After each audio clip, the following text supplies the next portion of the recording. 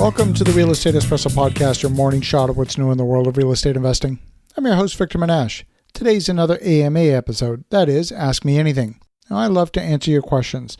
If you have a question you think is going to be of broad interest, send it in. I'll answer it live on the air. Send your questions to victor@victorjm.com. That's victor@victorjm.com. Joseph writes, a friend of mine has contacted a person who's both a coach and a source of turnkey investment properties. My friend likes the idea of a one-stop shop to get their start in real estate education and investing. The arrangement involves paying a coaching fee and then partnering on a 50-50 basis with the coach/trainer on each turnkey property. I did what searching I could, searching on BiggerPockets and just random Google searching, and the reviews seem to be all over the place. The Better Business Bureau doesn't list him as a bad business person, but I'm concerned for my friend who worked hard to save up the cash to do this. What do you think of this arrangement? Well, Joseph, this is a great question. First of all, the coaching fee that you quoted seems fairly low. It's certainly a lot less than I charge, but then I don't work with rookie investors. It sounds like your friends are trying to accomplish a few things at once. Number one, they're looking to learn about real estate investing. Number two, they're looking to ultimately buy some investment property. And number three, they're trying to minimize the time they invest in the management of the properties.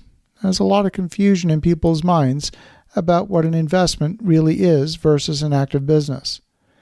The confusion arises because people often say, and in quotations, real estate can be a good investment.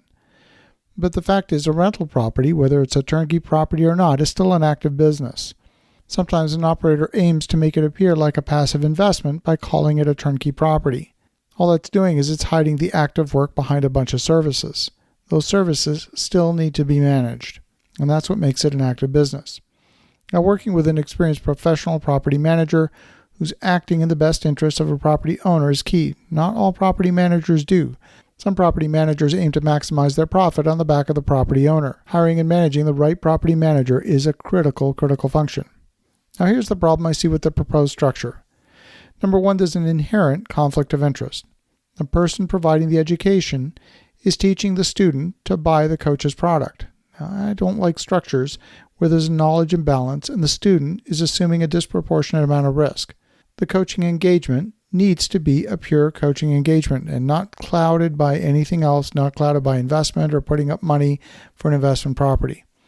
Number two, if the coach is putting up 50% of the money and remaining in the deal for 50% stake, well, in that case, I think that might be okay because the risk would be low.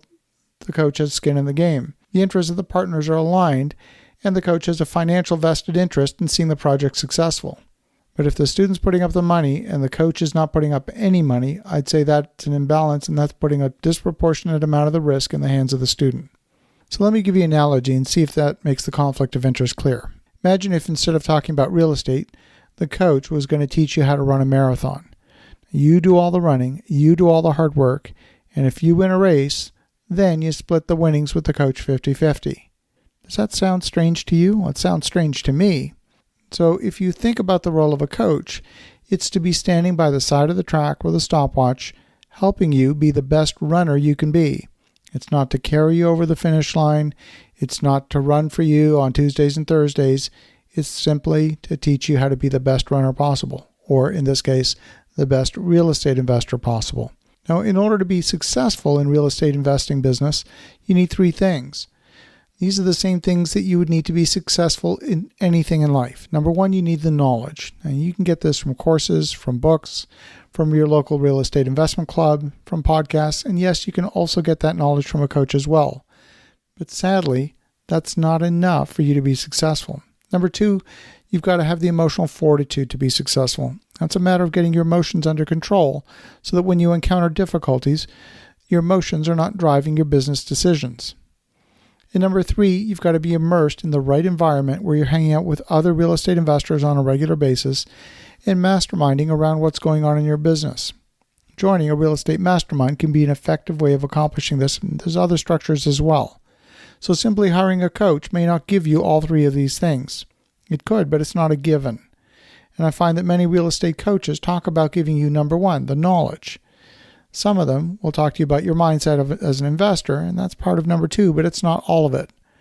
And they rarely give you number 3, that is the right environment. They rarely immerse you in the right environment with other investors because they want to make you dependent on them so that you keep paying them money to coach you. There are 6 key disciplines that are needed to run a successful real estate business. I won't have time to go into them right here and now, but these are the same 6 disciplines needed to run any business.